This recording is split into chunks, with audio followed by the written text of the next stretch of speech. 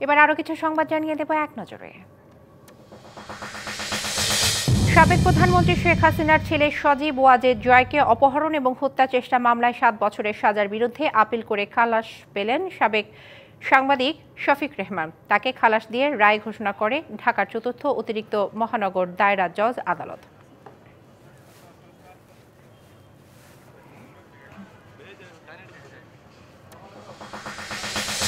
জাতীয় বিশ্ববিদ্যালয়ের ৯৮৮ জনের চাকরি পদোন্নতি সহ পুনর্বহাল এবং সুযোগ সুবিধা দিতে নির্দেশ দিয়ে রায় দিয়েছে আপিল বিভাগ। প্রধান বিচারপতি ডক্টর সৈয়দ রেফাত আহমেদের নেতৃত্বাধীন আপিল বিভাগের পূর্ণাঙ্গ বেঞ্চ এই রায় দেয়।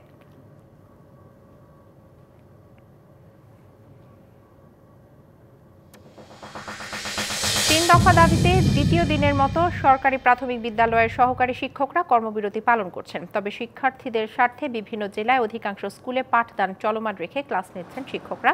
অনেকে প্রতীকী কর্মবিরতি পালন করছেন।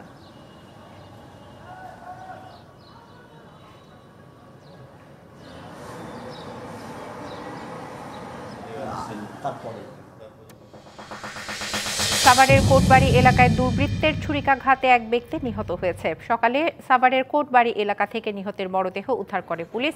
রাতে স্থানীয়রা বাসার পাশে তার মরদেহ দেখতে পেয়ে পুলিশে খবর দেয়। নিহতের শরীরে বিভিন্ন স্থানে আঘাতের চিহ্ন রয়েছে।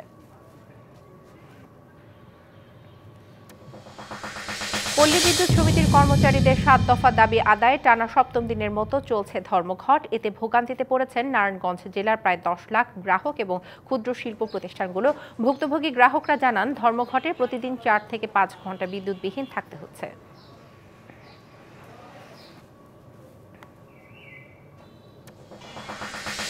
কিয়েভে হামলার জেরে পুতিনকে উন্মাদ বলার পর এবার ট্রাম্পকে মাত্রাতিরিক্ত আবেগপ্রবণ বলে মন্তব্য করেছে রাশিয়া।